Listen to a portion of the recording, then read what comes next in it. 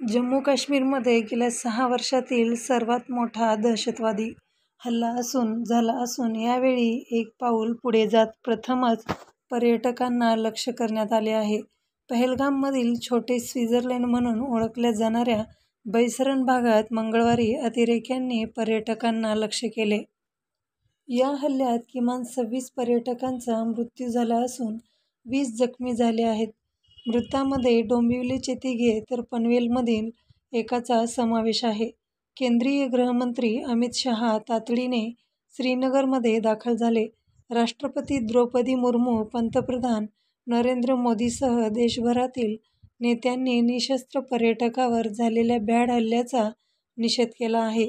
या घटनेमुळे देशभरात संतापाची लाट पसरली आहे. अनुच्छेद 370 हटविण्यात आल्यानंतर काश्मीरमधील दहशतवाद कमी झाल्याचा दावा केंद्र सरकारकडून वारंवार करण्यात येतो.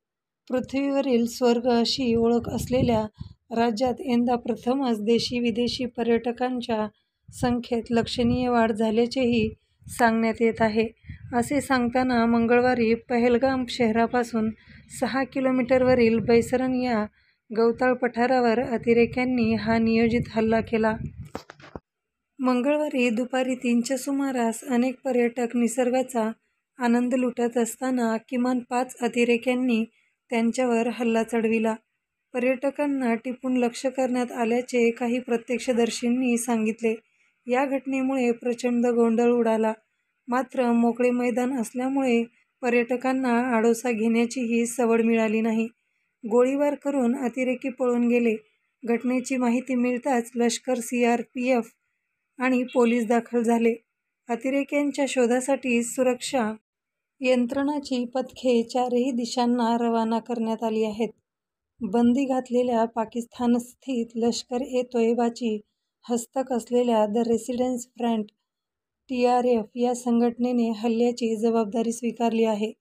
बैसरण पठारावर केवळ पायी किंवा खेचरावरूनच तेथे जाता येते. हल्ल्यानंतर स्थानिक नागरिकांनी खेचरावरून जखमींना पक्क्या रस्त्यापर्यंत नेले आणि तेथून रुग्णवाहिकेच्या मदतीने त्यांना पहलगाम आणि अनंतनागमधील रुग्णालयात हलविण्यात आले.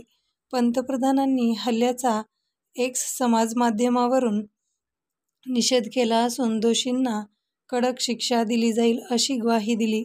तर अब्दुल्ला यांनी हल्लेखोरांचा उल्लेख अमानवी श्वापदे असा केला. गेल्या काही वर्षात नागरिकांवर झालेला हा सर्वात मोठा हल्ला असल्याचे ते म्हणाले. त्यांना अतिरेक्यांना माफी नाही. त्यांचे दुष्ट हेतू कधीही सफल होणार नाहीत. दहशतवादविरोधी लढ्याचा आमचा निर्धार अभेद्य आहे आणि तो दिवसेंदिवस अधिक दृढ होत आहे. जखमींना लवकर आराम मिळावा अशी प्रार्थना करतो. पीडितांना सर्व प्रकारची मदत मिळेल अशी हमी देतो. नरेंद्र मोदी, पंतप्रधान. घटनेमुळे मला प्रचंड धक्का बसला आहे. आमच्या पाहुण्यांवर झालेला हल्ला घृणास्पद आहे. हल्ला करणाऱ्या अमानवी श्वापदांचा निषेध करावा तेवढा थोडा आहे. निर्विवादपणे हा गेल्या काही वर्षात थेट नागरिकांवर झालेला सर्वात मोठा हल्ला आहे. ओमर अब्दुल्ला, मुख्यमंत्री, जम्मू काश्मीर. मित्रांनो, ही बातमी गुगलवरून सर्च करून घेण्यात आलेली आहे. आपण जर नवीन असाल तर चॅनलला लाईक करा, शेअर करा आणि सबस्क्राईब करायला विसरू नका. धन्यवाद.